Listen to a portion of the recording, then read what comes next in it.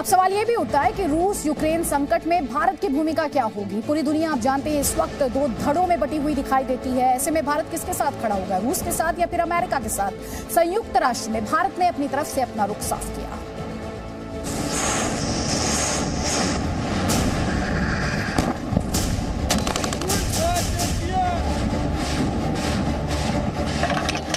Ukraine पर पूरी दुनिया में हाहाकार मचा हुआ है। तीसरे विश्व युद्ध की आहट से लोग सहमे हुए हैं। ऐसे में सवाल पूछा जा रहा है कि भारत का स्टैंड क्या है।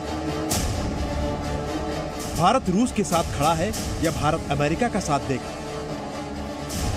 इस सवाल का जवाब जानने से पहले यूक्रेन संकट पर सुनिए प्रधानमंत्री मोदी का बयान, जो उन्होंने मंगलवार को यूपी में बहराइच की रैली में दिया।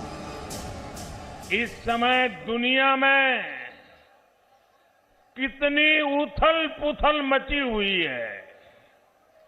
ऐसे में भारत का ताकतवर होना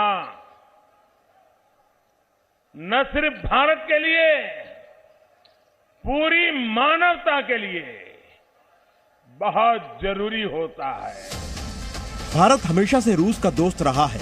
रूस से Bharat S-400 missile defence system का खरीदार है। लेकिन अमेरिका के भी भारत के साथ अच्छे रिश्ते हैं। दोनों ही देशों से भारत के मजबूत आर्थिक और राजनीतिक रिश्ते हैं। ऐसे में भारत ने सधा हुआ बयान दिया है। सुरक्षा परिषद की आपात बैठक में भारत ने शांति और संयम की बात की। These developments have the potential to undermine peace and security of the region. We call for restraint on all sides. The immediate priority is de-escalation of tensions, taking into account the legitimate security interests of all countries and aimed towards securing long-term peace and stability in the region and beyond. Bharat ने रूस Ukraine तनाव के बीच अभी तक खुद को अलग रखा है। भारत का रुख साफ है, तनाव कम होना चाहिए। दुनिया को एक और विनाशक युद्ध में झोंका नहीं जा सकता। जो यूक्रेन का मामला है, भारत यही चाहता है कि किसी तरीके से शांति स्थापित हो और बातचीत के द्वारा इसका समाधान निकाला जाए, यह भारत चाहता है। अमेरिका के राष्ट्रपति मिस्टर बाइडेन ने यह कहा है कि हम रूस के प्रेसिडेंट पुतिन से बातचीत करने को तैयार हैं। यदि दोनों की बातचीत होगी तो मैं तो आश्वस्त हूं कि कोई न कोई समाधान निश्चित रूप से निकलेगा। भारत का जहां तक पक्ष है, भारत शांति चाहता है। साल 2014 में भी भारत के सामने आज जैसी ही स्थिति थी। तब रूस ने हमला करके यूक्रेन से क्रीमिया को अपने में विलय कर लिया था। तब भारत ने किसी की परवाह किए बगैर रूस का साथ दिया था। भारत ने क्रीमिया के विलय को मान्यता दी थी। यूक्रेन की अखंडता पर यूएन के प्रस्ताव से भारत ने खुद को अलग रखा था। भारत ने कहा था कि ये क्रीमिया के लोगों की पसंद है। भारत ने रूस के खिलाफ प्रतिबंधों का समर्थन नहीं किया था। ये वो दौर था जब मनमोहन सिंह भारत के प्रधानमंत्री थे। उसके बाद नरेंद्र मोदी के भी प्रधानमंत्री बनने पर भी भारत के इस रुख में कोई बदलाव नहीं आया है। भारत मल्टीपोलर वर्ल्ड ऑर्डर की बात करता है। आज भी निष्पक्ष रहकर भारत ने एक तरह से रूस का साथ ही दिया है।